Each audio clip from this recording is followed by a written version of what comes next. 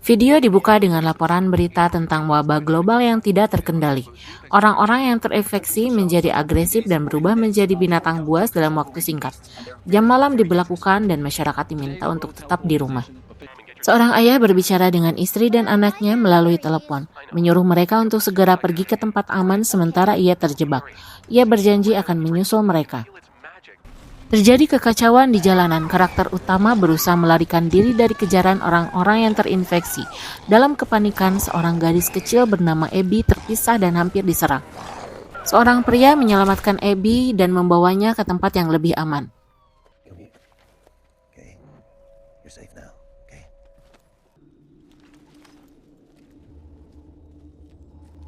Cerita melompat ke masa depan di mana Cassius melatih Abigail cara menggunakan senjata api dengan benar, menekankan pentingnya fokus, pernapasan, dan ketenangan saat menembak.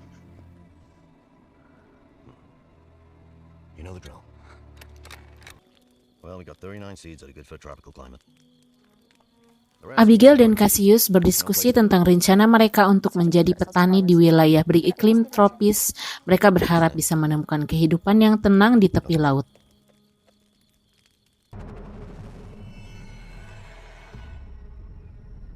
Cassius mendeteksi adanya pengintai dari kawanan zombie.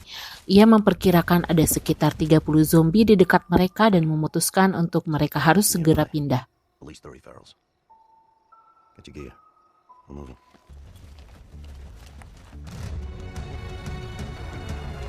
Mereka berkemas dan mulai bergerak, menghindari rute yang terlalu berbahaya meski harus menempuh perjalanan yang lebih jauh.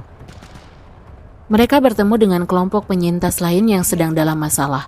Kelompok tersebut dipimpin oleh seorang pria yang agresif dan awalnya tidak mempercayai Cassius. Abigail, let's go.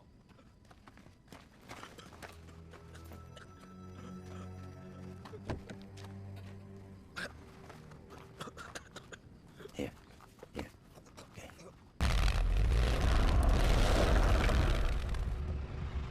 Terjadi ketegangan saat pria dari kelompok lain menodongkan senjata ke arah Cassius. Cassius mencoba memperingatkan mereka tentang kawanan zombie yang sedang mendekat, namun situasi tetap panas.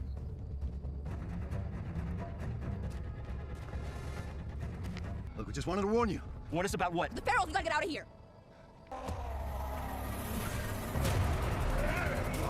Saat mereka berdebat, kawanan zombie menyerang.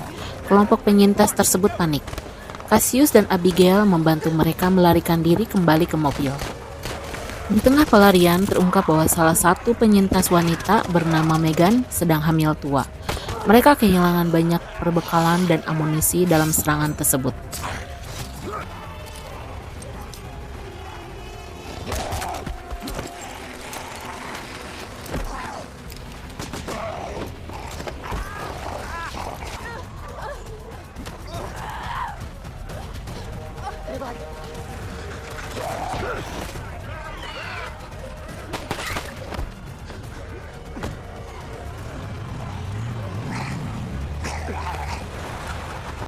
Ammo.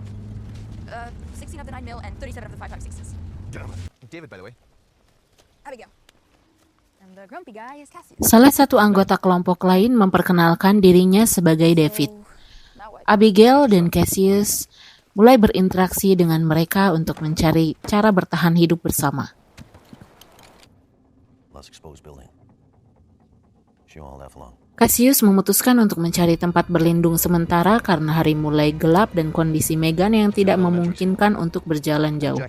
Mereka menuju ke sebuah bangunan tua bekas sekolah dasar untuk bermalam.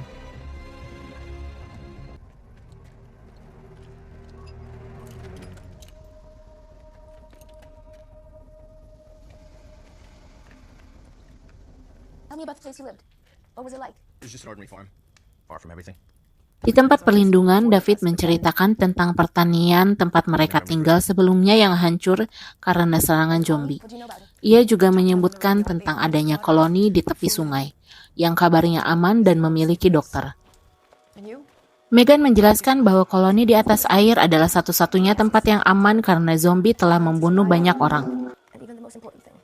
We're better off. Abby mengatakan bahwa mereka hidup karena tidak pernah berhenti bergerak dan hanya mengandalkan diri sendiri. We thought we'd go together. Now you come with us. David menawarkan agar mereka pergi bersama ke koloni tersebut. Namun Cassius awalnya menolak karena ia merasa lebih aman sendirian dan tidak ingin terlibat dengan masalah orang lain. They'll remember us. So, I want to be as far away as possible when that happens. We've seen enough. Why would this be any different? Abigail marah kepada Cassius karena sikapnya yang dingin dan tidak mau menolong orang lain. Cassius mengingatkan Abigail bahwa kerelaan membantu orang lain seringkali berujung pada kematian di dunia baru ini.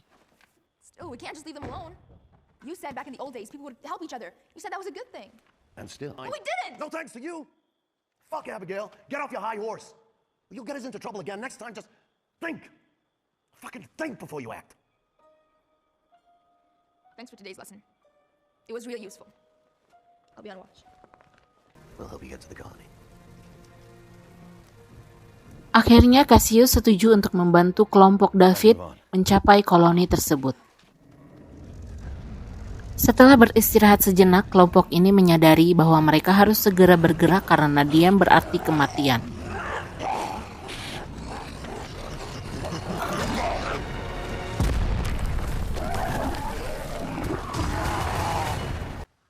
We used to come here a lot with my dad. Yeah? There's a civil airport a couple of miles away. Abigail teringat ada bandara sipil di dekat sana di mana ayahnya dulu memiliki pesawat kecil. Mereka memutuskan untuk mencoba mencari pesawat untuk mempercepat perjalanan. Look, I know a place in the town. If the tools are still there, Let's give it a try. give it a try. Look, there's one road to the airport. If we get surrounded there, it's over. Then walking will be the least of our problems.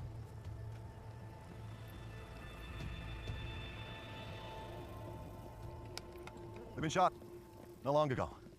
Check inside. We got Di tengah perjalanan menuju bandara, mereka menemukan mayat yang baru saja ditembak, menandakan bahwa mereka tidak sendirian di wilayah tersebut. Mereka sedang berada di sebuah lokasi dan mulai mencari barang-barang yang masih bisa digunakan. Mereka menemukan kopi dan beberapa barang lainnya yang dianggap sebagai harta karun di tengah situasi apokaliptik. Bingo!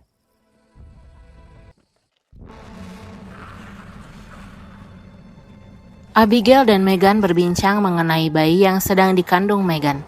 Megan mengungkapkan kekhawatirannya tentang anaknya yang harus tumbuh besar di dunia yang penuh ketidakpastian dan bahaya. Bahkan ia menyatakan rela memberikan nyawanya demi masa depan sang anak.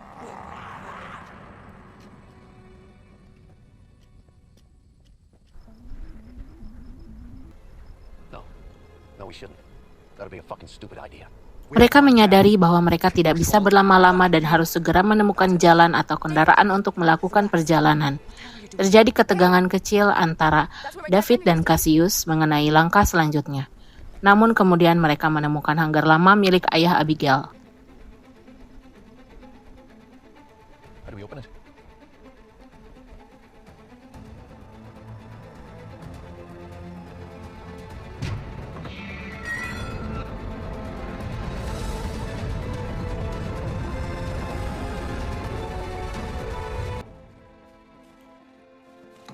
If we can fix it, we can get there in a couple of hours. Mereka sampai di hanggar pesawat milik ayah Abigail. Cassius dan David memeriksa kondisi pesawat sementara yang lain berjaga. Just in case. We're gonna look around, okay? You gonna be alright?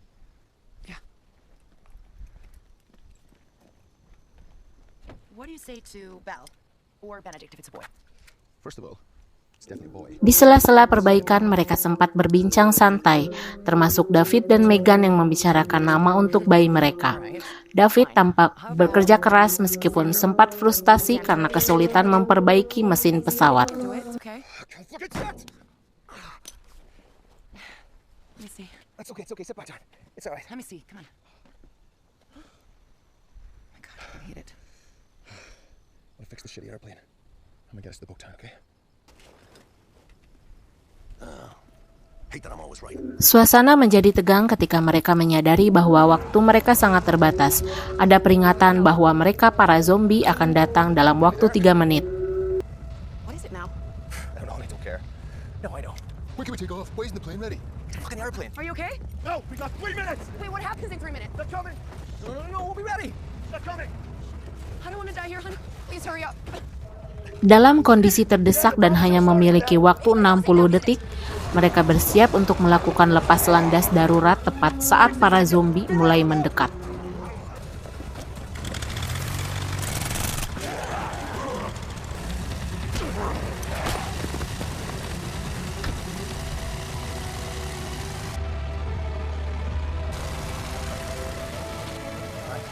All right.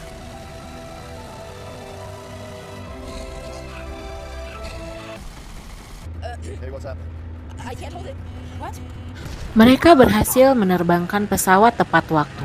Namun terjadi masalah teknis di udara yang memaksa Abigail yang belajar terbang dari ayahnya untuk melakukan pendaratan darurat. Slow down. Brace for impact, okay?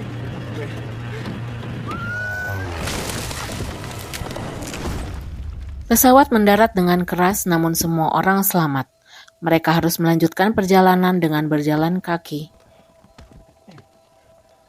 You all right? Told you I need more time.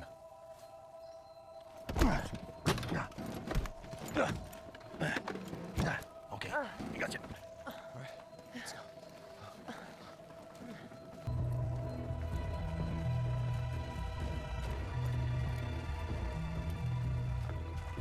All right, new plan. We're here. The riverbank and the colony. Mereka menyadari bahwa koloni tersebut berada di balik perbukitan dan membutuhkan waktu sekitar 2 hari lagi untuk sampai. Mereka memeriksa sisa amunisi yang sangat terbatas. Hanya tersisa sekitar 7 dan 8 butir peluru. Mereka memutuskan untuk beristirahat sejenak sebelum melanjutkan perjalanan. Hello, thank you. Megan berterima kasih kepada Cassius karena telah menyelamatkan mereka. Ada diskusi mendalam mengenai pentingnya saling mengandalkan satu sama lain di dunia yang sudah hancur ini. I know what you're thinking. But you know what's right for us better than we do. We rely on each other. Oh, there was this kid. 3 months after the infection. Jimmy. Cassius membagikan kisah tentang seorang anak bernama Jimmy yang terinfeksi. Pengalaman itu membuatnya bersumpah tidak akan pernah lagi membiarkan seseorang melewati proses transformasi menjadi zombie secara perlahan. Ia lebih memilih mengakhiri penderitaan mereka lebih cepat. You know what happens when a wound doesn't hit an artery, right? It's like days until you totally transform. He was the first. And the last. Sometimes I feel that I don't have the space.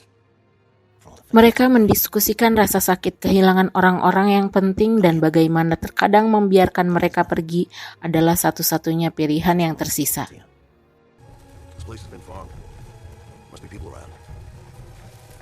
Mereka menemukan sebuah area yang tampak seperti lahan pertanian, menandakan adanya orang lain di sekitar sana. Okay. Oh my god, you're burning up. I just need some rest. Dude, you're right this fucking second. Cassius, we found something. Yeah, me too. Namun ketegangan meningkat ketika salah satu anggota kelompok mengalami demam tinggi dan luka memburuk.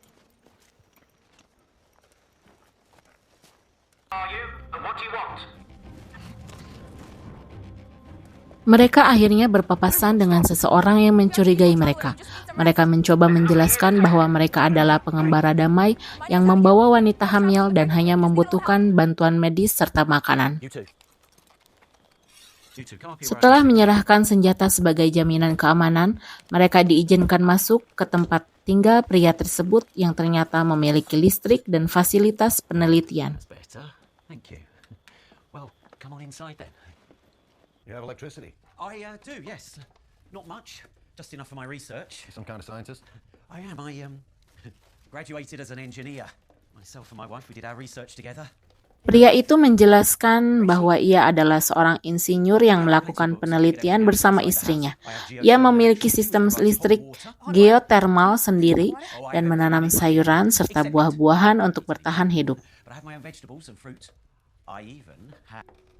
Since we've been here, I don't feel the baby moving. Trust me. Megan merasa takut karena tidak merasakan gerakan bayinya. Cassius menjanjikannya dan berjanji akan menjaganya jika terjadi sesuatu padanya. Can I look after her, please?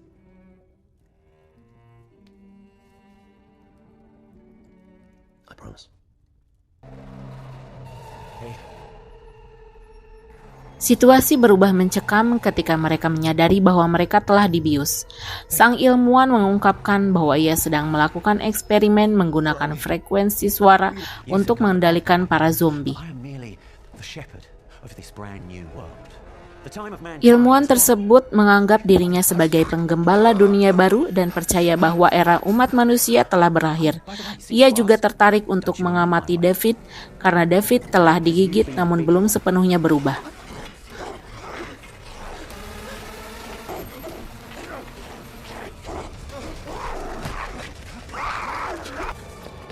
What happened? My water just broke. Mereka berusaha membebaskan diri dan mengambil kunci mobil. Namun situasi menjadi darurat karena ketuban Megan pecah dan bayinya akan segera lahir.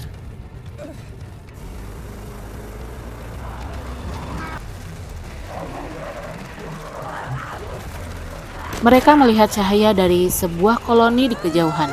Meskipun amunisi mereka hampir habis, mereka terus bergerak menuju tempat tersebut untuk mencari bantuan. Mereka tiba di gerbang koloni dalam keadaan terdesak. Mereka kehabisan amunisi dan dikepung zombie. Abigail berteriak meminta bantuan kepada penjaga koloni. Awalnya penjaga ragu, namun akhirnya mereka melepaskan tembakan untuk menghalau zombie dan membukakan pintu. Megan yang sudah dalam proses persalinan segera dievakuasi ke dalam fasilitas medis koloni.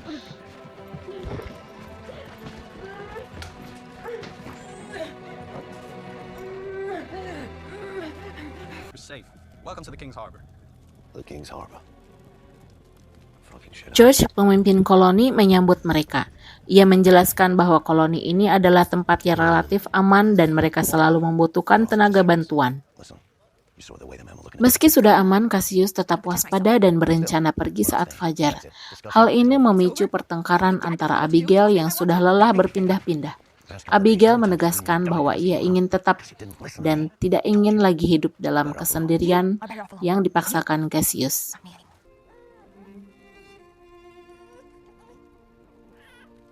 Megan berhasil melahirkan seorang bayi perempuan yang cantik. Bayi tersebut diberi nama Hope, yang berarti harapan. Kegembiraan itu singkat. Dokter memberitahu Cassius bahwa Megan mengalami pendarahan hebat dan tidak akan selamat. Dalam momen yang mengharukan, Megan meminta Cassius untuk menjaga bayinya dan mengajarinya cara bertahan hidup, sama seperti Cassius menjaga Abigail. Megan meninggal dunia tak lama kemudian.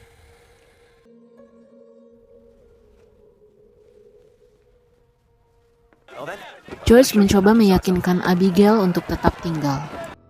George mengungkapkan Plan B, sebuah terowongan bawah tanah rahasia yang terhubung ke kota pelabuhan sebagai jalur pelarian darurat jika koloni diserang. Die as well.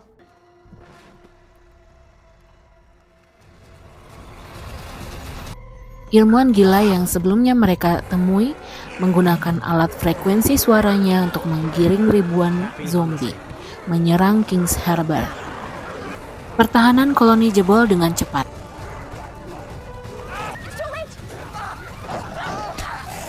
Let me go down to the tunnel. Let's see how your plan B works. Go find a higher position.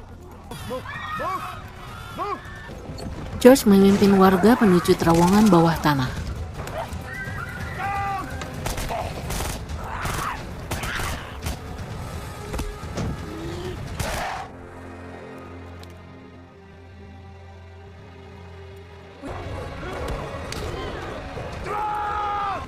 Cassius berhadapan langsung dengan sang ilmuwan dalam upaya menyelamatkan Abigail dan bayi Hope. Terjadi perkelahian sengit di tengah kepungan zombie yang mulai masuk ke area dalam.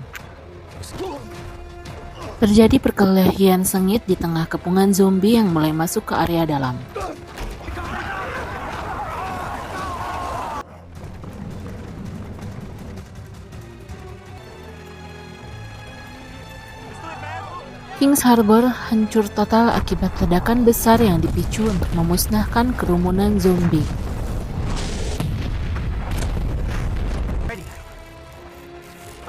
No. God.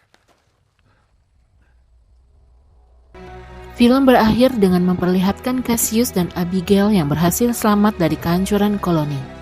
Mereka membawa bayi Hope bersamanya. Meskipun mereka kehilangan tempat tinggal lagi, Cassius akhirnya menyadari bahwa bertahan hidup bukan hanya tentang kesendirian, tetapi tentang melindungi satu sama lain. Akhirnya mereka melanjutkan perjalanan menuju pesisir, mencari pulau yang belum terinfeksi sebagai rumah terakhir mereka.